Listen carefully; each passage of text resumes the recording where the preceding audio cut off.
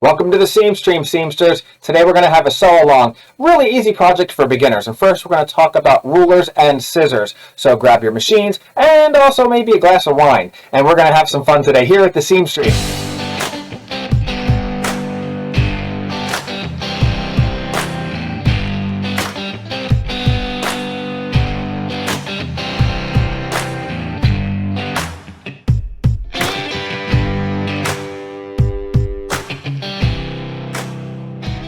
Hi, and welcome back to the Seam Stream. Today we're going to talk about two of my most favorite tools to use, other than my sewing machine, in working with our projects, and that is scissors and rulers. I know I just showed the really awesome nerdy side of myself, and you know what? I'm pretty proud of it. You're going to learn to love these tools too. So stick around, because after this, we're going to work on a project together that's really simple, super easy. So if you didn't watch last week's video on how to use and thread your sewing machine and you're not sure how to do that, stop this video right now and go back, check that one out, and then come back to this, because at the end of this video, I'm going to assume you've already watched that and you know how to at least get your sewing machine threaded, and then we're going to go ahead and use these tools that I'm going to show you today, and we're going to go ahead and make a reusable gift bag. So let's go ahead and talk about scissors first, okay? Now, there are many different kinds of scissors out there. There's only a couple that you need. Don't let them try and sell you all over Amazon and in the stores and all that stuff. Only a couple you need. I'll show you the best stuff. I'll show you the things that I use and my favorites. So first, my very favorite pair of scissors are my fabric scissors. I love my fabric scissors. These are great. They're very strong, sturdy scissors. You do not ever want to use these on paper. If you have kids around the house, or if you have a partner or a spouse that loves to grab your stuff and walk around, hide them. Okay, hide these scissors. Don't let them use these scissors. These are not for anything but fabric.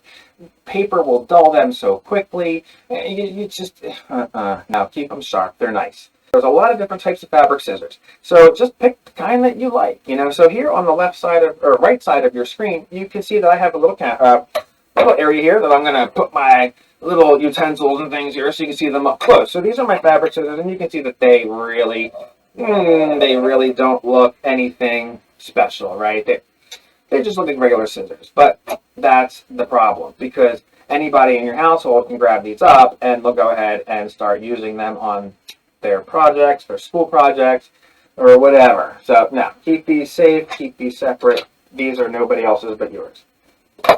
Now let's talk about paper scissors. Our paper scissors here, look, our regular paper scissors, nothing special. You can get whatever pair you like. Anything. It doesn't matter.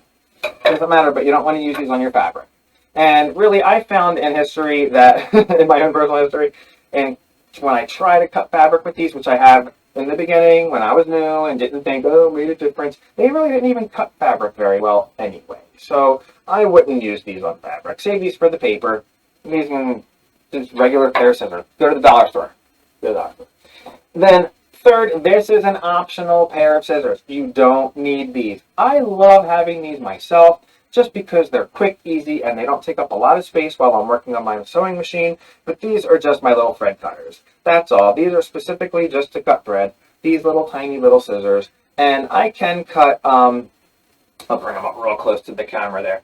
And I will cut little pieces of fabric, maybe with these small little snippets like the dog ears, which we'll get into when we get into the quilting, dog ears on half square triangles or flying geese squares. So, but these are great for thread. Just quick and easy, snoop, snoop, pick it up. There we go, on our way. So those are my three scissors that I use all the time when I'm working. That's all three. Well, not all three, I can't say. The fabric and the thread, definitely. Sometimes the paper, because I'm working with ribbon.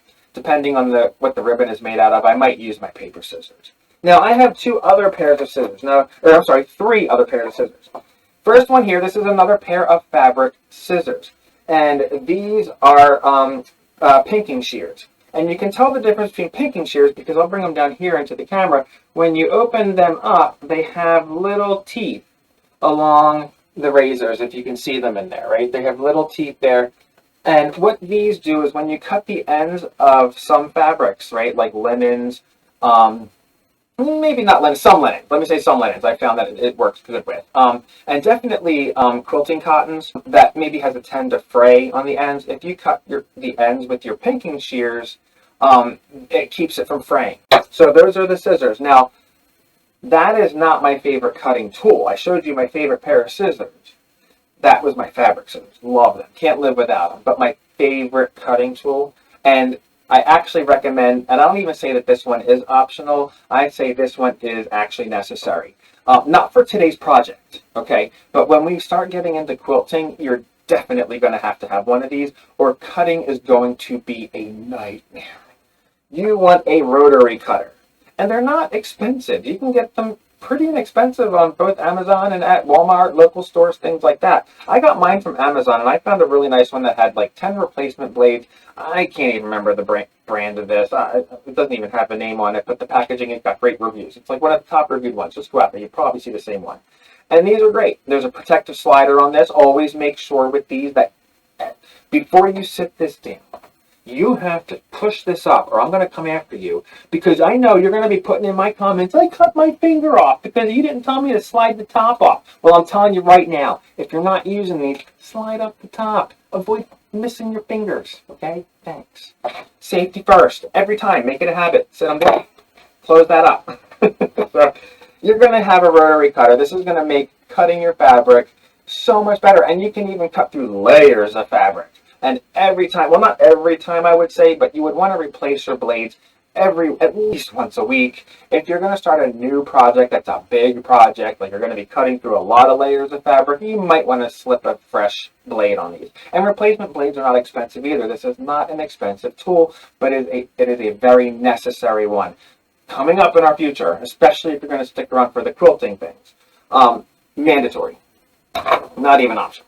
And then last but not least, the smaller tools, we're going to talk about our marking pens and pencils. Sometimes there might be patterns, there might be that you have to cut out, and you want to make sure you have a straight line. Or you might have to mark your measurements. It happens on almost every project. We're going to be doing it today. So you want some good marking pencils or pens, and really, this is a matter of preference. And a matter of what type of fabric you're using, kind of. With marking pencils, these are great. You usually get a set of them of a light and a dark color. And you can use them on pretty much any fabric. And they usually just wash off with just wiping it down with water. Sometimes they are also friction erasable, so it depends on the project. Like if you're doing a really large project, like a quilt for instance, and you want to free motion quilt it, and you're going to draw your patterns out with these pencils. And if it's going to be friction erasable, that might be something you want to consider, because as you're moving that quilt around, you're going to be possibly erasing your lines. So, but we'll get into how to avoid that in the future when we talk about quilting, because you can just do certain sections at a time, but to avoid that. But just keep that in mind, okay?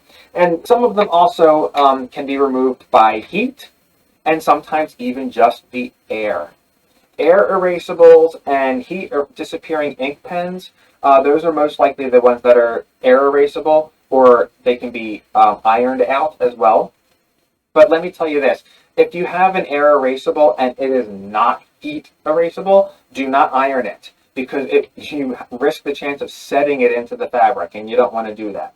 The air erasables, though, I find depending on the brand and depending on the type, some disappear a lot faster than others. So depending on the project you're working on, again, if you're working on something small, then these might be perfect. If you're going to work on something larger, it might take time, then maybe that friction erasable or that washable erasable will be much more of an option for you. But it's really a matter of preference. And either way, no matter what you pick, if you do pencil, you need pencil sharpener. Don't forget that you want to keep those points sharp because it's a soft lead. And if you push down hard, a lot of times you can break those tips pretty easily. But no matter what you use, always test it on the fabric first. And I recommend just taking a piece of fabric that you're using for your project, if you're going to be marking it up, and you don't want to see those markings. Now, I'm not talking like marking where the seam is going to be hidden, like or something like that, or if it doesn't go through the fabric and it's only on the back of it and it's going to be on the inside or something, it's not going to be seen. Sometimes I'll even just use a permanent marker on fabric like that, like a black fabric. I'm just, whatever. I can see just a little bit with the black permanent marker, and I'll just use that. I mean, there's been times where I've done that. So you can use that too, but just be careful. Okay, just be careful. Just look at your project first and see where you're marking it. Is it going to be seen from the other side?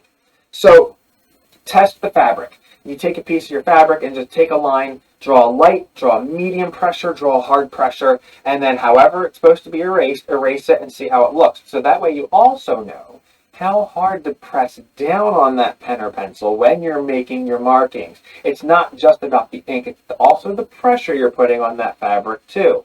I have had pencils that wiped off so easily, and one time I just went a little harder than usual, and that mark is still on that fabric to this day. So just be careful with that, okay? So we've gotten our small tools out of the way. Now let's talk rulers. I love my rulers, and there's so many different kinds, okay? So I'm going to start off with just your basics and the ones that you just basically need, okay? I have a few that just make the jobs easier, a heck of a lot easier, but I'm going to show you the ones that you only need pretty much right off the bat. And your first ruler that you need right off the bat is just your basic straight edge ruler. I have two different sizes here, and these are super, super helpful. And there's no way that, and you know what, actually, I'm going to pull a cutting mat out so that way you can actually see my rulers on this white table. Is that better? Yeah, there we go. So now you can see here, I might even flip it over. So you can see here that I have my rulers here, and I have two different sizes. These are just my straight edge rulers. And these rulers have measurements that go up and down, and they also measure along the side. And if you notice something really interesting, these are clear. They're clear rulers. So you can actually see through them into the fabric and cut. And I'll show you how to use these in just a moment. And then I have a wider one as well. Now, which one do I recommend to start off with? Well, working on our smaller projects, you're probably fine just using these right here. When we start to get into quilting, you might want to get a wider one, because we're going to be using more so the measurements across than up, than almost as much as up and down. And as you also see, there's also angles as well, so you can get 45-degree angles or 90-degree angles on this very, very easily using both the horizontal and vertical measurements. So these are definitely a sewist's best friend. Best friend. So, other than the sewing machine, not to make you jealous over there, Picard. So, rulers, straight rulers, a must. At least those. At least. Okay? If you can only get one or two rulers right now, the straight edge rulers are the way to go. Okay? Not the school ones that you used to have with the 12-inch rulers. No, that's not going to cut it. No pun intended. Cut it. So, hold on. That was funny. Last but not least, you need a cutting mat. A cutting mat. Yeah. These things are called self-curing cutting mats. So you can cut into this and it will just kind of reseal itself over unless you keep cutting in the same spot. I've learned you can wear these down by doing that. And that's okay because they're not very expensive. They have two different colored sides. They also have rulers on these as well. I'm going to show you the fabrics that I'm using today. And you can use all kinds of fabrics. We're going to talk a little bit about fabric, a little bit, because that can be a whole entire other video. But there are a couple different kinds of fabrics you might want to use, right? And for this, you can use your scraps, but if you don't have scraps and you actually want to go out and just try this out and get something, you can just get what they call fat quarters. And they sell these at pretty much anywhere that sells fabric. And you can get these usually in bundles. You can get them in singles as well. It's a quarter, a 1/4 inch, it's a quarter of a yard is what it is. The size, technically, they're 18 by 21 inches generally on a fat quarter.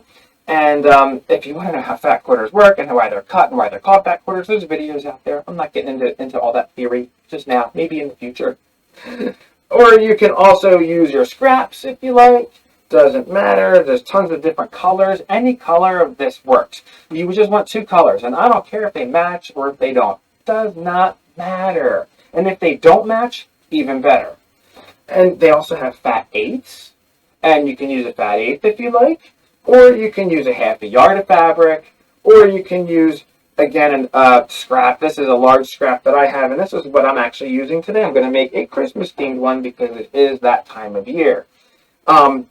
So I have some fabric here that I had gotten at the store, so I'm going to be using these two fabrics today.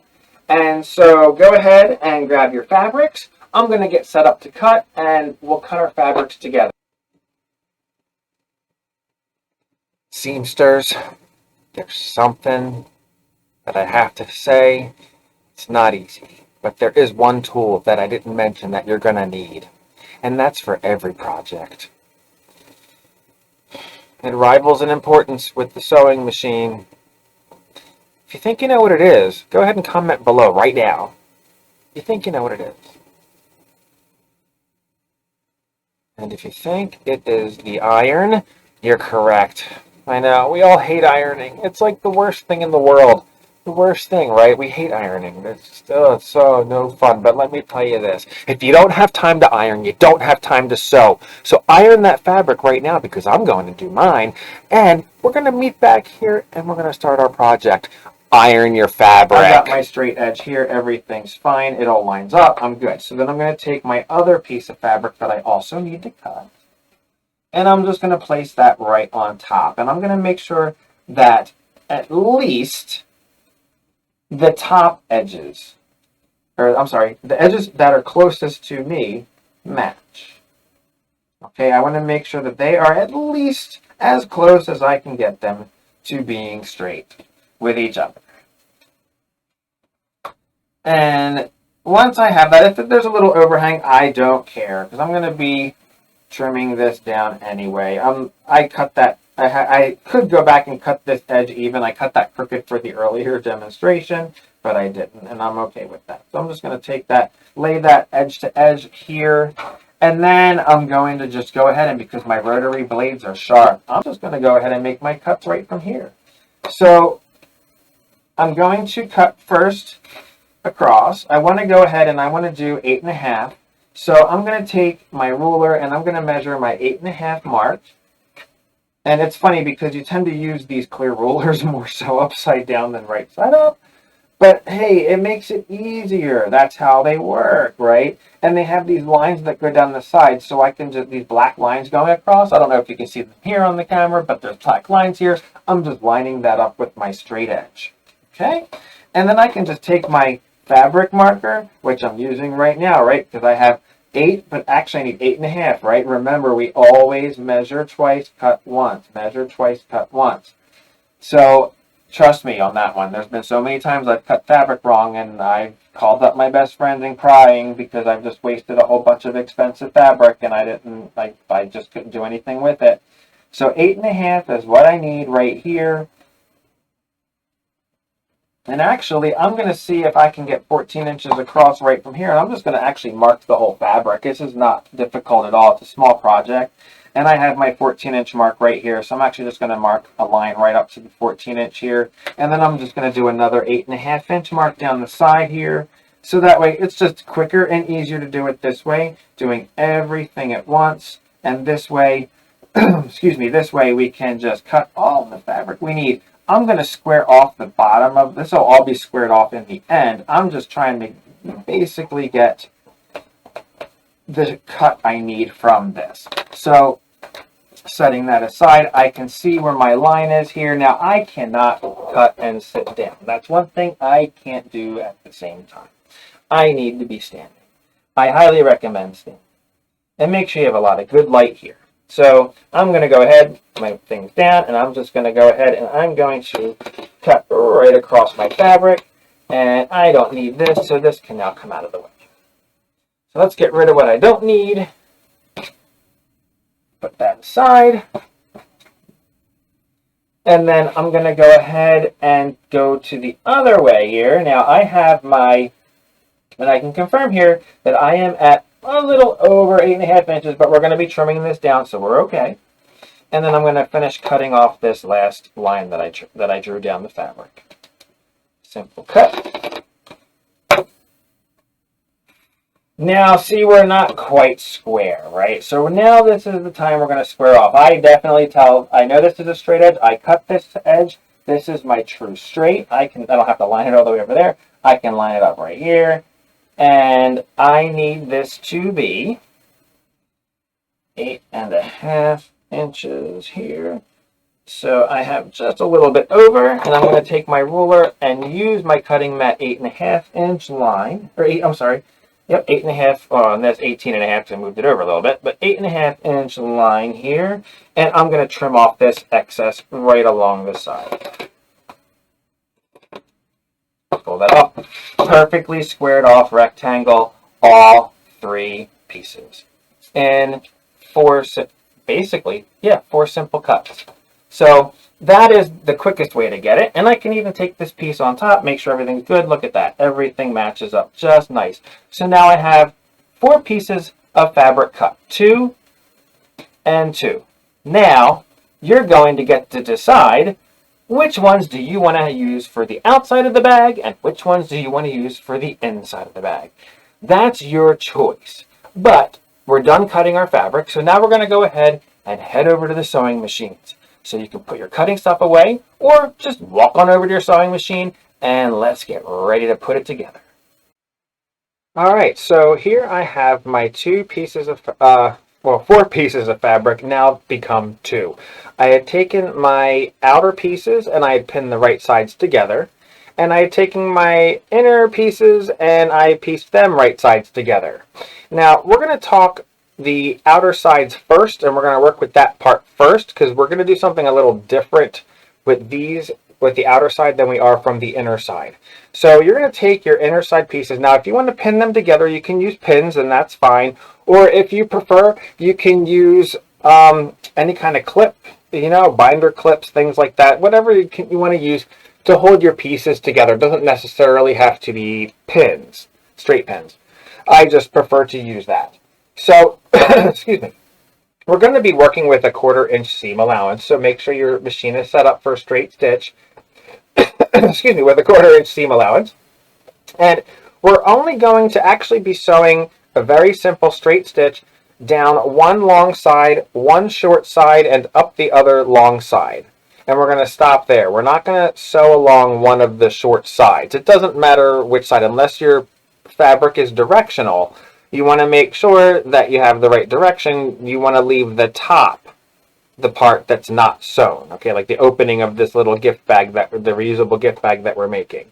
So we're going to go ahead and we're just going to start off with a simple basic stitch. Now we're just going to stitch. You want to start with your needle in the down position whenever you work with a stitch, and you want to stitch just a couple stitches forward, and then you're going to do a back stitch. And your machine might have a back stitch. If not, use your hand wheel to turn back stitch. And then once you have that locked in, that just locks the stitch to keep it from unraveling later. You can just go ahead and sew right along. 1/4 inch seam line, removing your pins as you go.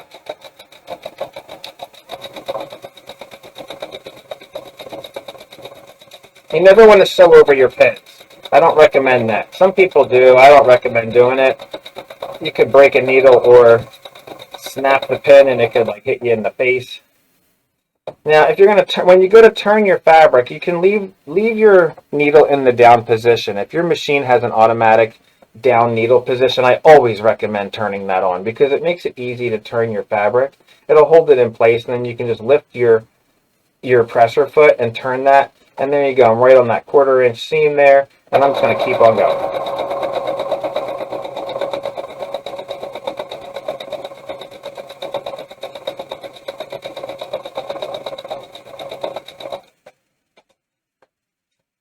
Same thing, right back up the other side. You want to make sure whenever your fabric's going under, let your feed dogs pull that fabric through, and don't worry about anything going on outside of what's here. Don't look at your needle.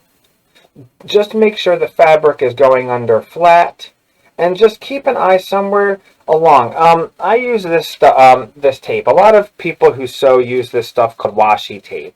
And it's a real thin, very thin, decorative, simple tape, and it's very easy to put on and take off. And a lot of people will mark their 1/4 inch seam line, their 1/4 inch line from the needle. I have on my presser foot a little mark here. You can't quite see it on the camera, But that's what I look at, and I watch the fabric feeding towards that line. I don't even look at the needle at all. I'm not even. If I look at the needle, I'll go off. So don't look at the needle. Look at something else to keep that seam straight. If you have to put a piece of tape down, painter's tape or something, to help you keep that straight, you do that.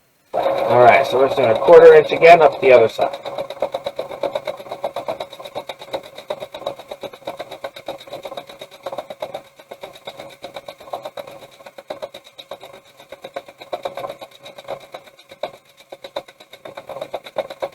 Now once I get to the end here, I'm just going to do a little back stitch just to lock that stitch into place. And I'm finished with this. And I'm going to snip my thread. And I'm going to set this aside for now.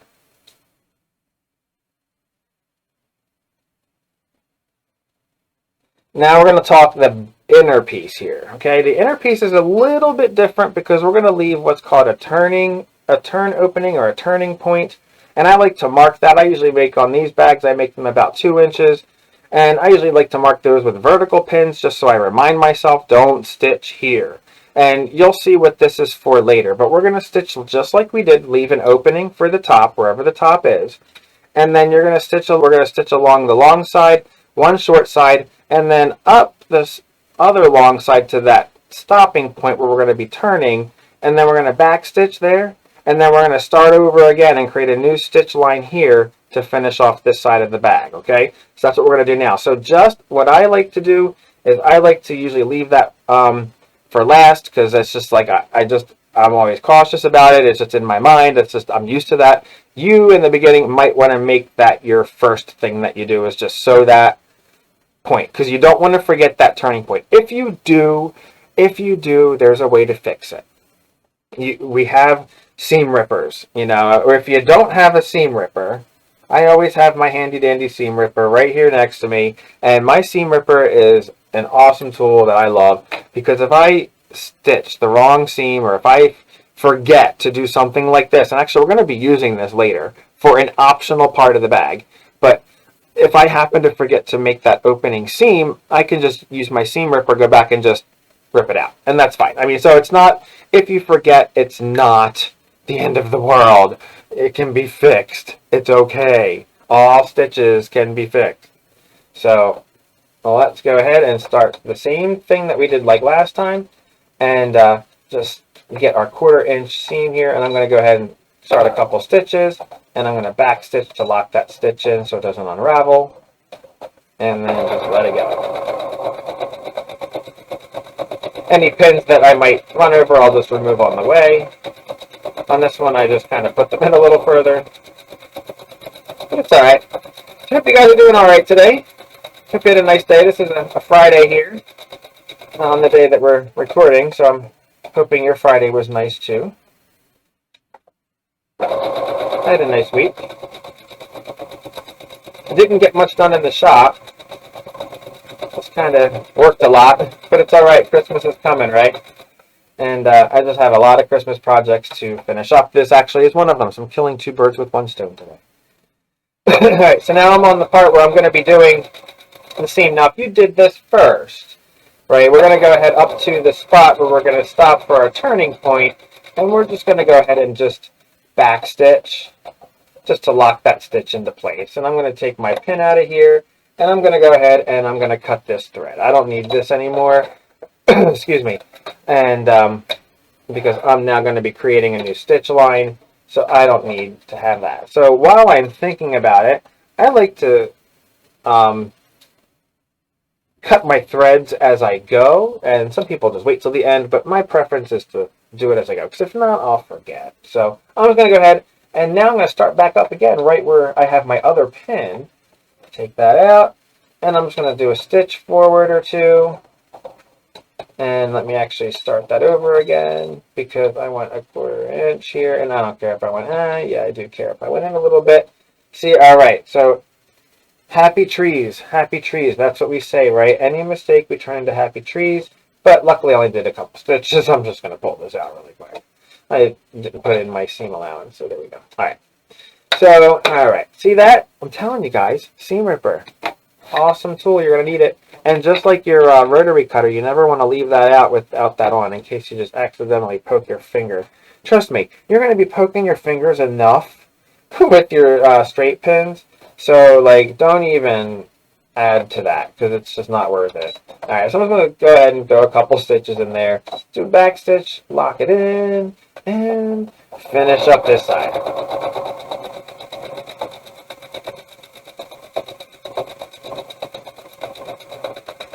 And I'm going to do a little back stitch on here as well. I mean, this is such a beginner project. I hope you guys are enjoying it because it really is. And even as a beginner project, I think it's a really fun project. And I still make these. I mean, I don't consider myself an expert by any sense of the word. But I would say I'm probably borderline beginner novice at this point. And I still thoroughly enjoy making these. And people still thoroughly enjoy getting these. These are awesome, awesome gifts. And they can be reused as gift bags or they can be used as decor. So they're pretty versatile. You can use them to like just put school supplies in and all kinds of fun stuff. They're really neat, you know. And I just think they're fun and they're easy. And whenever I make them, people tend to like them. And so they're pretty cool. And we're going to do an optional piece later where we're going to actually turn this into a drawstring bag, which I highly recommend doing, and it's very simple. And if you don't have the stuff to do it now, it's alright. All you need is just a little bit of string. Doesn't matter what kind of string, not thread. You want to use like a jute or some kind of string, but that's all you need extra. That's the only thing extra you need. But if you have that, then cool, we can make the drawstring. So anyway, what you want to do now at this point is you want to take your outer piece and you want to flip this right side out. But before you do that, I like to trim my edges here. And see, this is the part where I like to use my thread scissors to cut fabric because I can get really precise. Don't cut through your stitching, okay? You just want to clip off the corner. What this does is this gives you a much cleaner edge to the bag. It'll actually make it look more squared off and add a lot less bulk. And you know what? While I'm thinking about it, do the same thing to the inside as well. Oh, forgot some thread there. Just make sure you're doing the bottom, not the top. You want to clip the bottom where you can't see the seam on this one because it's the same color. But the stitching, but don't cut your stitches. Just trim off those little edges there, just like that. Snip, snip. And you're good. That's all. Just a little touch there. Anytime you do corners, you want to do that because it makes them much cleaner when you flip them inside out. So go ahead and flip the outer portion of the bag inside out. And this is a tool that I love so much. It's so simple. It's called a turning tool. They're super cheap. This one actually comes with, like, if you get a bag of like stuffing, like animal stuffing and stuff, you can. They usually come with one of these. And once I discovered this, I was like, yeah. So I take my turning tool and just hit those corners and poke them out just a little bit. You don't want to push too hard. You don't want to break them. If your turning tool has a pointy edge, don't even use it. It'll have a flat edge as well. Mine has a flat pointy edge, but I find that's just fine for these because I like to get that nice crisp corner on these. And sometimes if you're not sure, because this is a mistake that I do all the time, you probably, if you're doing this along with me, you probably just did this yourself because I do this all the time. I'll run this along and I realized, oh my gosh, I have an opening. I missed, like, for some reason, something happened with the fabric that it got a little off in your machine. And there's a hole. You see an opening. I always check because I still do it to this. I might have done it now. I'm checking right now. Nope, I didn't do it. You know what you do if you did? Just flip it back inside out and just take that little portion where you have your hole there and just line it back up and run it back under at the 1/4 inch seam. You know, if you have to go in a little bit and manipulate, that's okay. It's a bag. It's a little ruffly. No one's gonna even know. So don't fret. Don't fret. Okay? No mistakes. Simple. This is so simple. You can't mess it up. You can't. So just go ahead and fix up any of the holes that you might have made in both your inside and outside. Now, we're not turning the inside out yet, but still, go ahead while we're talking about it and check that your seams, except for your turning hole that should be there, everything else sealed all the way through, and you don't see, and don't push so hard that you rip what you just did. Just make sure everything went through, and you're good on both sides. You're good. You're good. You're good. You just did it. Look at this, guys. We're almost done. We're actually almost done. So you're going to take the inside now, and you're going to line up your corner edges here. And you want right sides together of this bag. Okay, you want right sides together here. And you want to line that up with the inside, the right side of the inner bag, right? Outside's going into the inner, right sides together. And push that in and have your corners, make sure your corners line up on the inside. I just like to use my fingers. And I just pull on the inner fabric, which is now on the outside. And I like to pull that down. Make sure that's all good. Now, I don't use pins on this part. I like to use clips. So let me grab a couple clips. I always have my clips handy. And what I'm going to do is I'm going to throw some clips and just clip the top to the out of the inner and the outer together, but not closing the top, right? I'm going to go around like this. I'm going to take that and just clip that there. But what I want to do before I start is see these seams on the side that we made? I want to make sure those seams line up. Make those, that's the most important part, right? Make sure your seams line up. And then as you see that seam line up, align your tops up together there. I don't care if they line up on the bottom or not, because they're probably not gonna right now at this point. Just make sure your seams on the side line up and your tops are all matched up together. I like to take and clip my seams first, because that's the most important part that you want to keep together. You want to keep them lined up as perfectly as you can. I should have brought something to drink with me. I'm a little thirsty. So, a little bit of dry mouth while I'm talking. I know, my friends. Julie, I know you're out there. You just talk too much. I do. I can't help it. Can't help it.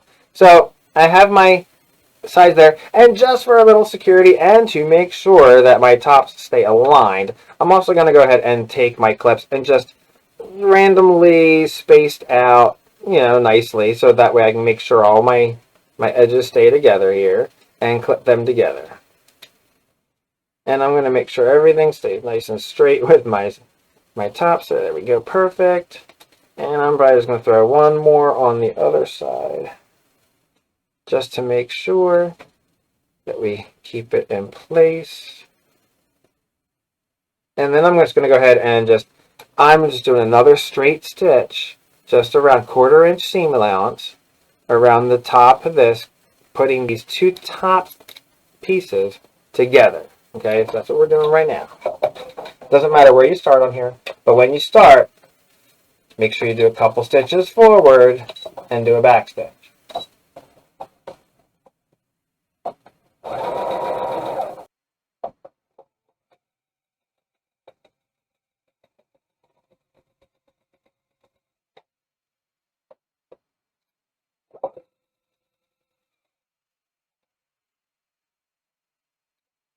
Now, it's a slow process. You're just going to move along here. Take your time with it. You're going to have to move your bag and remove your clips or pins as you go. I hope you use clips. It's just easier. But if you use pins, that's fine. Just move them as you go. Just sew along 1/4 inch all around the top. And you're just going to keep on going until you just reach the point where you started. And that's all. Making sure your fabric is underneath nice and flat. And once you reach the point where you started, just go ahead and do another back stitch on that or two, just to lock in that stitch, and you can go ahead, pull that out, and clip your threads.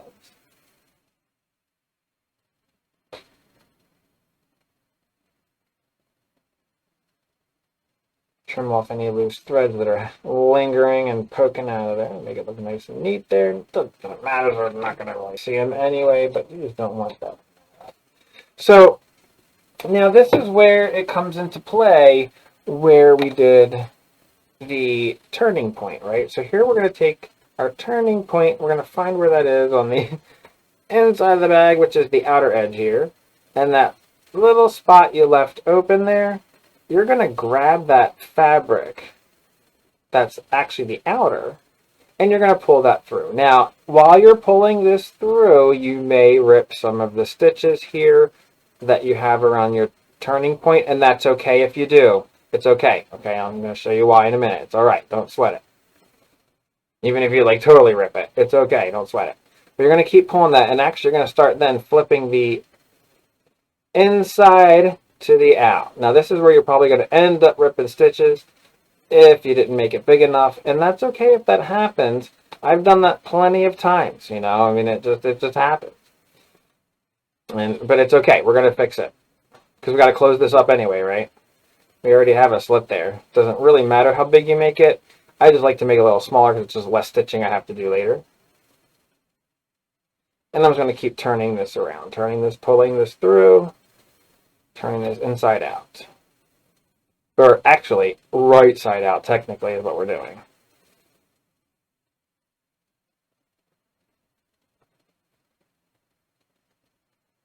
And then once you kind of get close to the end, you're just going to start pushing it through that little opening, that fabric. And just start pushing that through.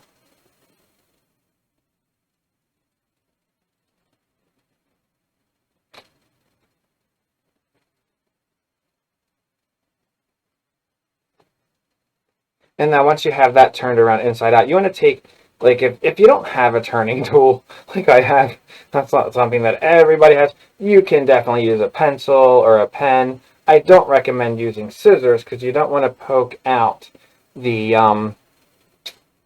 stitches on the corner. You don't want to poke them out. You just want to gently push them through, make sure that they come out. Make sure all your fabric gets pushed through there. Just like we did with the front side there, pushing those sides out. And you can use any kind of blunt edge to get that through. I like to run along the seams, make sure I get everything out. All right. Now, we have an opening here. That turning point, now if you ripped it wider, it's okay. It's all right. We're just going to go ahead and take it, and we're just going to sew that closed. Just sew that closed, that's all. And you can use your 1/4 inch seam allowance if you like. Doesn't matter. This is going to be the inside of the bag. No one will see this at all. Doesn't matter. Go ahead and sew that closed. That's it. Simple. Easy peasy. Done. Closed it. Now, whichever side is your this is, well, hopefully you were working with your inside. This is my inside is the red fabric here. I'm taking the inside of my fabric and I'm just going to fold that and push that right into the outside of the fabric. Pushing that right in there.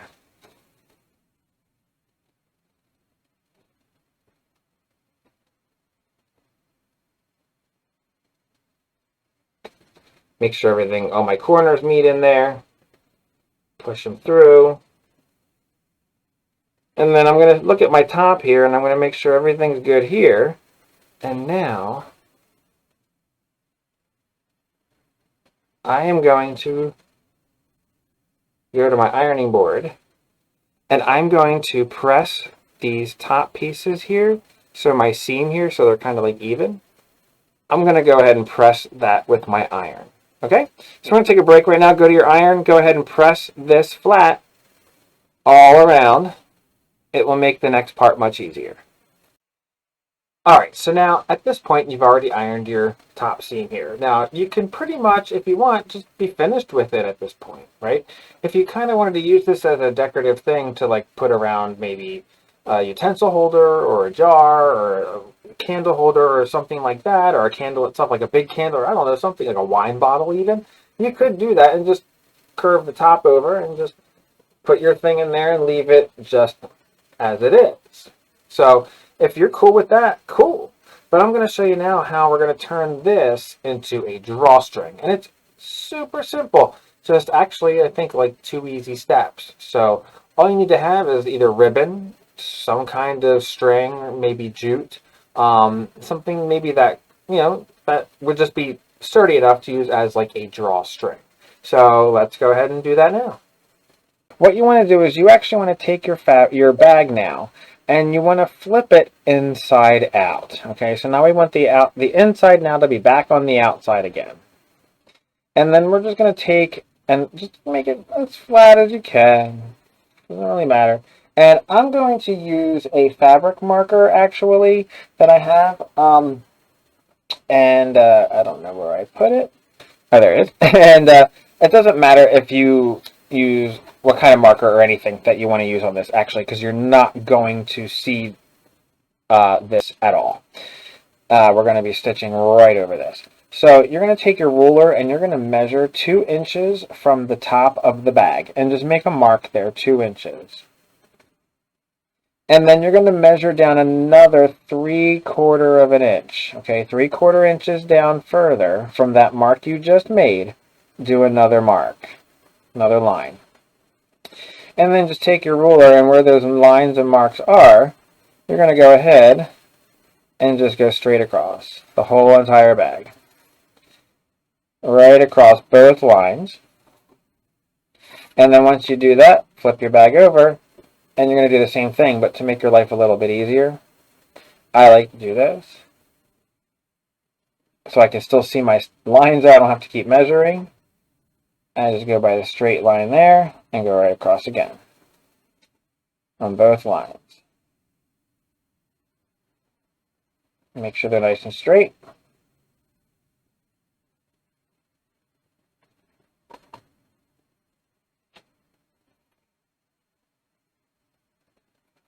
There you go.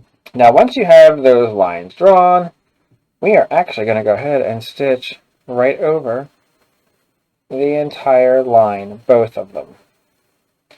Okay, so I'm going to reset, get my machine back, and we're going to go ahead and we're going to stitch down these lines. Alright, so now for this part I went ahead and I changed out my bobbin, and I did that because I want the bottom thread, which will be the bobbin thread, to match the outside of my bag. I wanted it to blend in. I don't want to see that stitching. If you don't care about seeing that stitching, then you don't have to change out that bottom bobbin, but if you want it to coordinate with the fabric on the outside of the bag, I recommend you do that. So I'm going to go ahead and stitch along this line. Now the trick is you don't want to sew the bag closed. So what I actually recommend you do is flip the bag right side out again. And I want you to go ahead and take the bag and just with the lines put it underneath of the machine, pulling the top part of the bag out so only the lines are going through your stitching. Now I like to have my needle in the very center of my machine when I do this. I don't want a seam line 1/4 inch or anything like that. I want to go right down the middle of that line. I'm going to do a couple stitches and then I'm going to back stitch.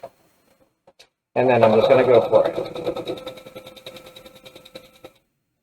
And I'm going to just take my time and just move my bag and push. Now, every time you go over a seam, what I want you to do when you go over the seam, go ahead and do a back stitch over that seam and then forward again. Because we're going to be working with that in a little bit in a minute actually, when we add the string around, and we don't want to rip that open.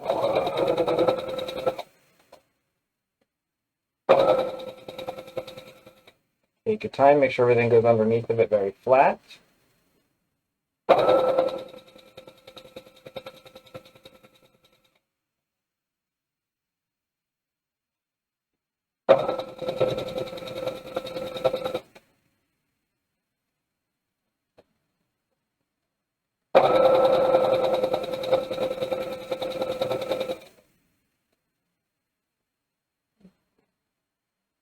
All right, and then once you get back to your point again that you started, you can go ahead and do a back stitch on this to lock that stitch in, and you're good to go.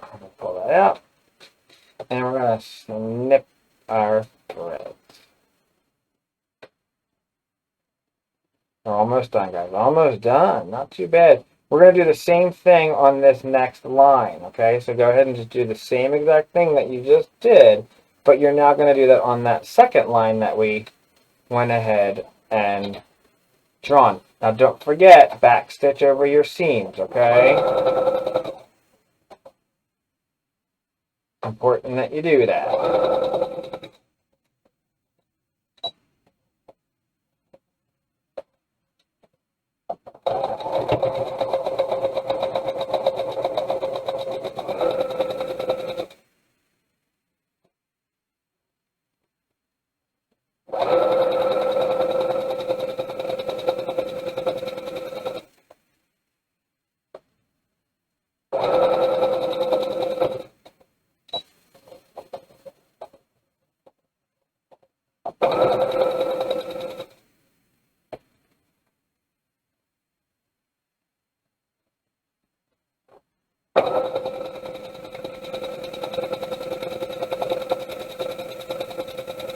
And then once you get to the end, go ahead and back stitch a couple times again. Just lock that stitch in place.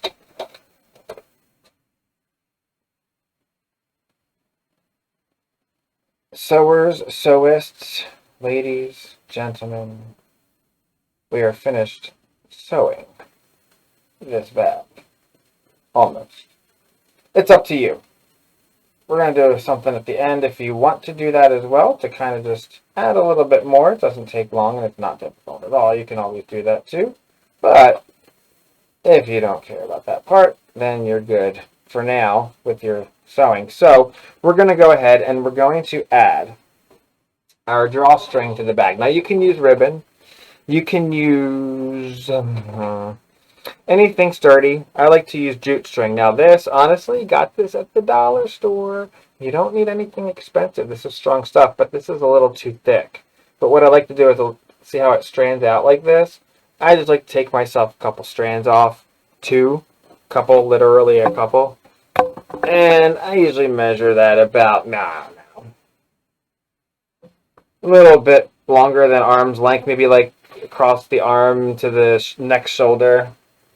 Because I can always trim it back if it's too much. I'm not worried about that. I'd rather have it too long than not long enough. And I'm going to take these two strings and I'm going to actually separate them. So I have two strings. Now, this is if you use this twine from the dollar store. And I mean, I say, why not? It's only $1 and it does the job. It does the job really well. So what I like to do is just straighten it out, and then I'll tie the ends of these so that way they don't unravel. And it also gives a nice stopping point for the drawstrings, right? So you're kind of doing double purpose with that here. So like tie a nice little knot on the end of that, simple little knot, nothing extravagant. And then if you have, I have to remember where I have my, oh yes. If you have a safety pin lying around, that makes this part a lot easier. But I have done this without safety pins. So it can be done. I take a safety pin and I just put it through the knot. Just like that. Make sure it's in there good. Pull on a little bit. Close it up. Let's just getting that ready. I'm going to take my seam ripper. And on the seams of the side of the bag, that's why I had you double stitch over the seam lines, very carefully, you're going to rip the seam of the outer fabric only. If you slide it in there, in that seam just so gently, you won't poke through the back fabric. And just gently push your seam ripper to the stitch above. I like to go back down, make sure I get it down to the other stitch as much as possible. And I just made an opening that you really can't even see. And I'm going to do the same thing on the other side. I'll show you again. Take your seam very gently. You'll find between stitches it'll slide in very nicely. Make sure it's not poking through the back. If you accidentally poke through the back, that's fine. Just take it right out. Don't rip. It's okay. It's on the inside. Nobody's going to see it, right? But just go ahead and just find that and just, again, do the same thing from stitch line to stitch line. Very, very easily. Just like that. If you accidentally poke through your fabric, I've done that a few times on these. It's okay. Nobody even notices. You can't see it. It's just a little tiny little hole in the fabric. Of space and time. No, of your gift bag. So it's okay. So now I have a little opening on both sides of my bag. So I'm sure you're going to assume what we're going to do next, right? We're going to take the safety pin and put it in just one of those. And we're going to go to the left. Go to the left first, okay? It's important. Or if you go to the right first, just remember you went to the right first and just do the opposite of what I say next. So I'm just going to take this bag and just kind of push it around and push my safety pin through. Now, I've done this without using the safety pin and just the big knot, and it's worked fine. I just find this to be less stressful. A little bit quicker. And you are actually not pulling this out to the other side. You're pulling this all the way back to the same place where you went in. It's going to come out that same exact opening. Okay, so to save you the boredom, I already finished the one side. Now, real quick, we're just going to do the other side. So you're going to take the bag and go to the other side that doesn't have the string coming out of it, where we made our little seam rip here. And you're just going to thread the string right through this one now. And you're going to come in and out this side as well. Now, once you get back to your seam that you entered, go ahead and pull that right back out. And just like we do the other side, pull a little bit, straighten it all out. I like to fold my bag in half and make sure my strings are the same length. I'm very particular with that. I don't know why. I just like to make sure everything lines up nicely. And then I'll go ahead and cut my string and make my knots.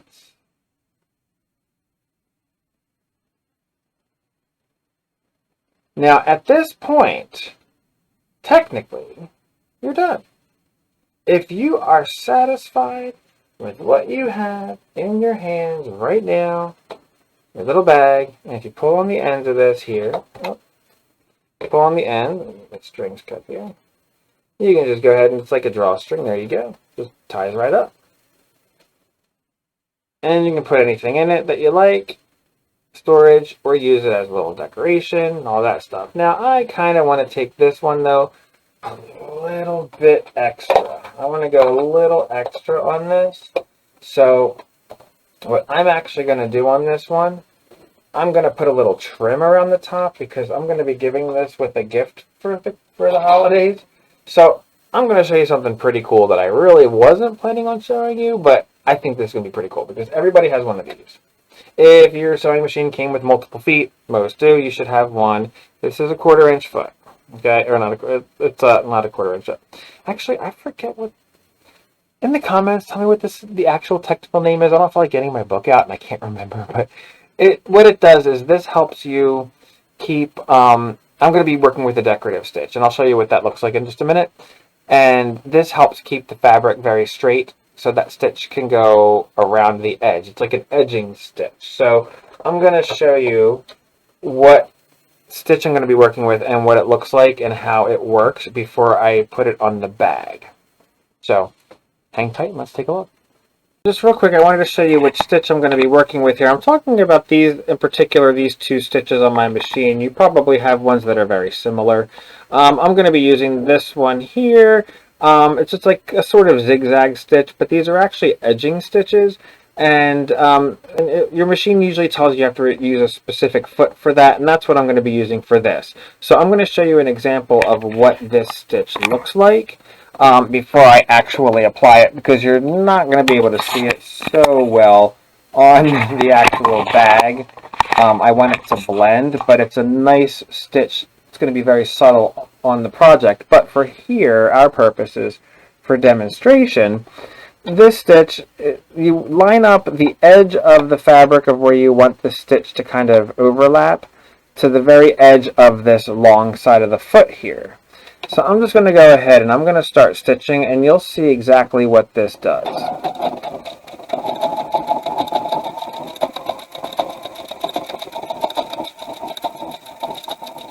Let's do a little bit of a stitch line here so you can get an idea of what we're working with.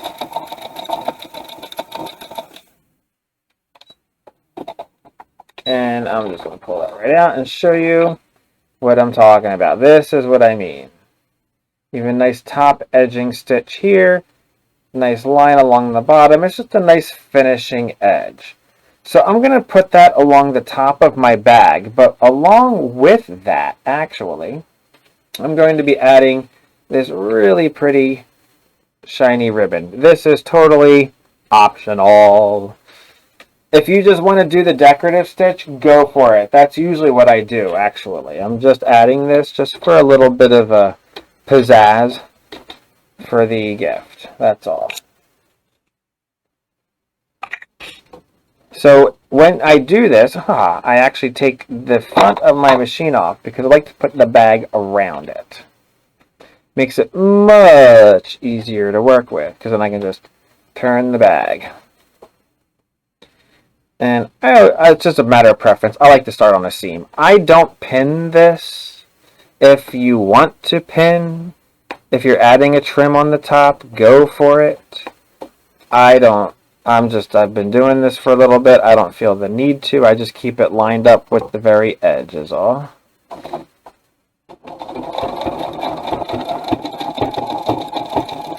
A couple single stitches here just to lock that in place.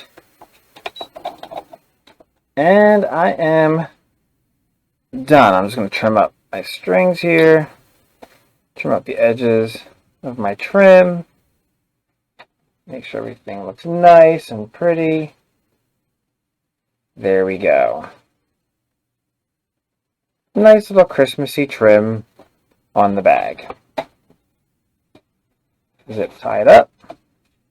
Nice little flare along the top there. And there you have it. Drawstring bag. So there you have it. Easy enough. Gift bag. I did a little bit of additional little jazziness by adding a little stocking to the bottom. But you can do all kinds of stuff with these. If you can embroider names on this and personalize all kinds of stuff. I've made many of these in the past. I've used ribbon for strings for the drawstrings. I've used matching and coordinating fabrics. I've used fabrics that really don't even match at all, just out of scraps, but kind of look cool together. So you can do all kinds of stuff with these, you know. And I've even used really neat ribbons like these right here that are more like a rope type of thing, red, white, and blue that match the bag. So you can do all kinds of stuff with these, you know. And I have one of these actually downstairs wrapped around a utensil holder in my little country kitchen with some blue gingham in the middle of it. And tied it around like that. It has a little mason jar with some utensils. There's all kinds of stuff you can do. So really easy, fun project. They make great gifts. They're great to put gifts into, and they're great to use as decor as well. So today we talked about rulers. We talked about scissors. Made a bag. Wow. So I hope you had a good time. Hope you learned something. Hope you had fun. Hope you tried making a bag. If you did make a bag, I want to see it. So let me know in the comments, and you can also visit my Facebook page. I'll put it down in the description of the video below, and go ahead and post your pictures there on the Facebook page. I would love to see what you've done if you made a bag with me. So that'd be really fun. If you have any questions, let me know in the comments below. I'll make sure I read all your comments and answer any questions you might have. So if you had a good time, make sure you hit that like button. And if you haven't yet, hit the subscribe button as well. And don't forget to hit that bell icon that's there as well. That'll let you know whenever I post a new video on my channel here at the Seam Stream. So thank you so much for tuning in. Have a wonderful day, and may you stay safe. Take care. Bye-bye.